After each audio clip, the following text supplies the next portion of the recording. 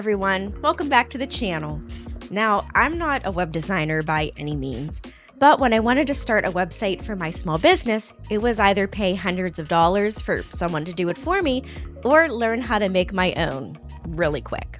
So naturally, I chose the DIY route. So after looking at a few options, I found the platform Hostinger.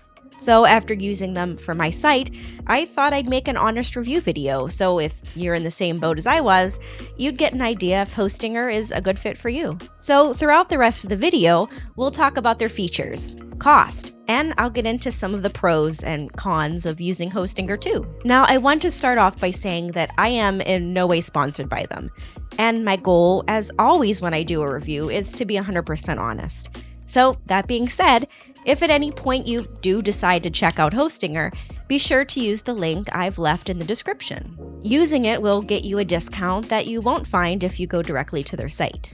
So what is Hostinger? So Hostinger is a web hosting company that's been around since 2004. And while they primarily provide web hosting services, they recently branched out into web development as well in 2019. Since then, they now offer the tools to easily build drag-and-drop websites, and then host those websites on their own servers, acting as a one-stop shop for both web hosting and web development. And in early 2023, they launched an AI-powered web development tool, which gives AI the task of building a website for you. Now, signing up is as simple as entering your details and paying for your plan. From there, you'll head to the tools dashboard, where you can get started on building up your website or moving your existing website onto the platform.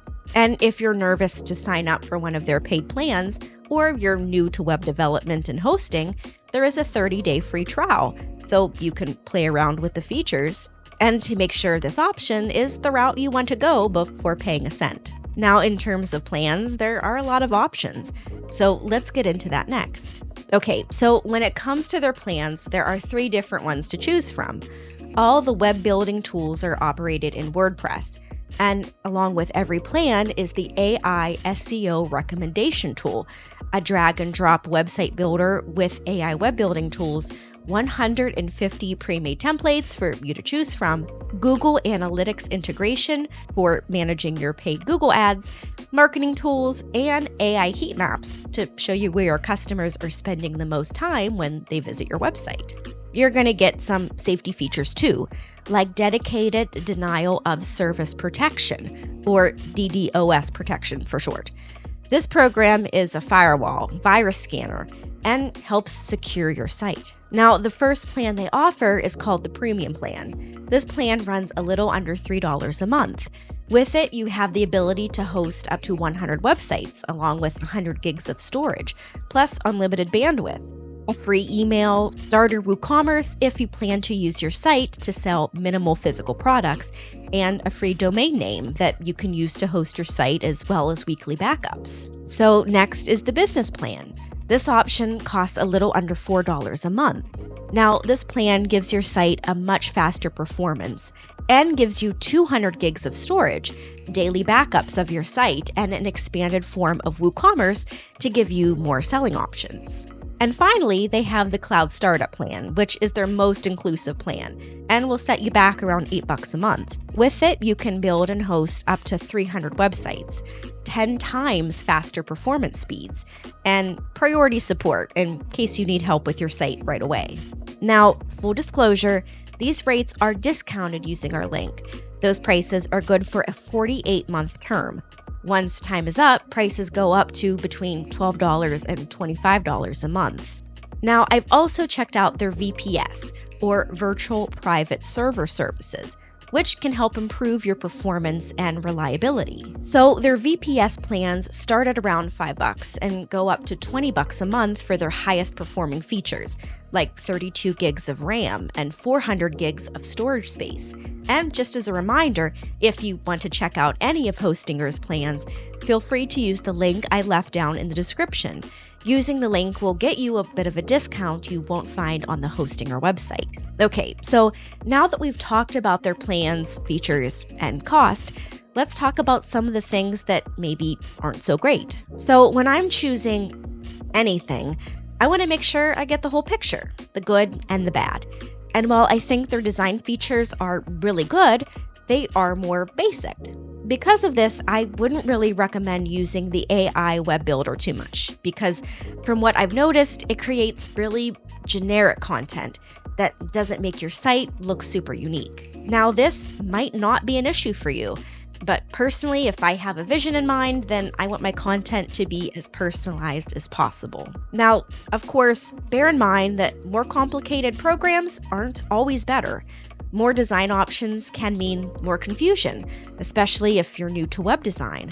Sometimes simpler can be better for some. Now, this wasn't an issue I ran into personally, but for anyone who's looking to create a site that handles a lot of data, like large-scale video transfers or even hosting games, might run into problems with Hostinger as their server space isn't as large as other platforms. And once you max out your gigs, they don't let you buy additional space. So you're kind of limited to about 400 gigs max on the top VPS plan. And yes, that may seem like a lot, but that space can get filled up fast with large files. So if you know that you'll need a ton of space, I might recommend shopping around. But if you don't plan to have a lot of media filling up your website, for most websites, even 50 gigs, which comes with their lowest tier plan, is more than enough. So now that we've talked about the bad, what about some of the things I liked about Hostinger? And if I'd still recommend them or not. Now, one of the things that drew me to Hostinger was, of course, the affordable cost, along with the fact that they actually include quite a lot of really high-quality features, even on their most basic plan. I'd say that they're a great option for people who are just starting their website, or who don't need a lot of space to run their site, and are ultimately looking for a reasonably priced solution. First, there's the matter of website speed. Now, all the sites that I host are really responsive, with really quick load times, and I haven't had a single crash yet. However, this also depends on how you structure your site. Now, I can say from personal experience that most people don't like waiting a long time for a website to load. For that reason, I'd recommend using simpler elements that take less time to load on the main page. The SEO tool is really helpful and has definitely allowed me to improve my sites well enough to recommend Hostinger even just for that. Now, I personally haven't had a need to use the VPS service, but a friend of mine added a VPS to their site, and it ended up working really well for them. So far, their site has stayed secure and hasn't gone down once.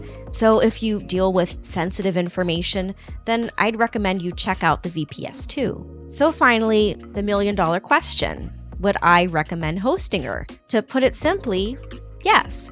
While they do have their shortcomings, I will say that they're by far the most straightforward and easy-to-use web hosting service that I've used. Not to mention the most affordable, especially if you're on a budget. I also really like that their plans are really inclusive.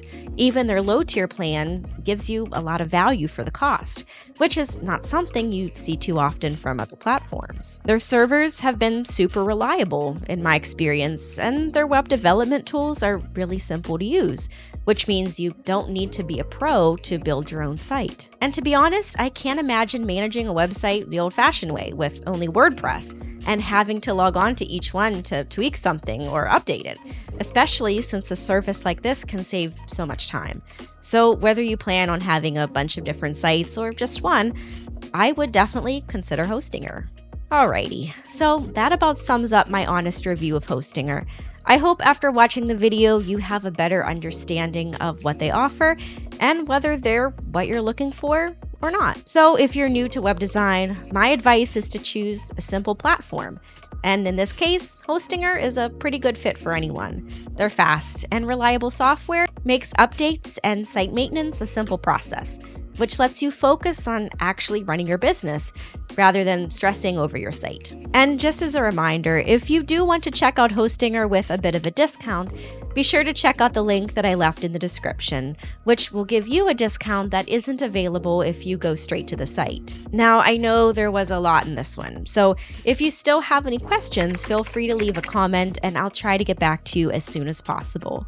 And if you like the video, be sure to like and subscribe to see more honest reviews like this one. Thank you so much for watching. See you in the next one.